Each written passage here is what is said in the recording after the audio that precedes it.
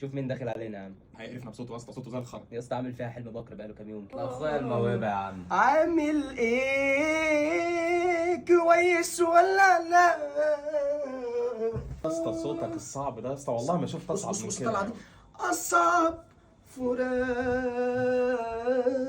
فراق الحبايب اصعب عذاب. بس يا اسطى اقعد الله يبارك لك يا اسطى، اقعد يا عم بالله عليك اقعد. طب ايه اقعد رايك؟ وصلي ايه على رايك في النبي. الطلعه؟ يا اخي والله ما شفت اجمل من كده. جدع اقعد يا اسطى. مفيش فرق يا عم. بينه وبين جورج، نفس طبقه الصوت يا اسطى. يا اسطى ناس كتيره فشخ بتقول ان انت شبه جورج وسوف فشخ. يا اسطى بذمتك ايه رايك في صوتي؟ صوتك جامد صح موهبه صح، مفيش فرق بينه وبين جورج وسوف صح. يا طب اسطى اغني لك هغني لك بس بالله عليك بالله عليك ما تتعبش صوتك. هغني لكوا يا ما عم. تتعبش صوتك، شغال لنا محمد منير. يا حمام بتنوح ليه؟ ما هو لازم ينوح. كترت عليا الحبايب. يا اسطى ما هو لازم اعزف ينوح. عود اعزف عود. حمام بتنوح ليه؟ يا عم ما هو لازم ينوح، ما هو لازم ينوح يا عم. انا ماشي يا عم. مالك يا عم انا ماشي يا عم. ينوح ايه يا عم بلا خرا يا عم بالله عليك. ما هو لازم ينوح يا اسطى بصوتك اللي بقول ده يا اسطى.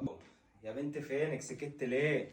ايه سكتي ليه؟ بتخبي عن قلبي ايه؟ يا عم عرفتنا بصوتك ده. يا بنت قلت لك يوم فرحنا هنرقص على ايامي معاك. ايامي اعوذ بالله من الخزي الخبائث يا عم.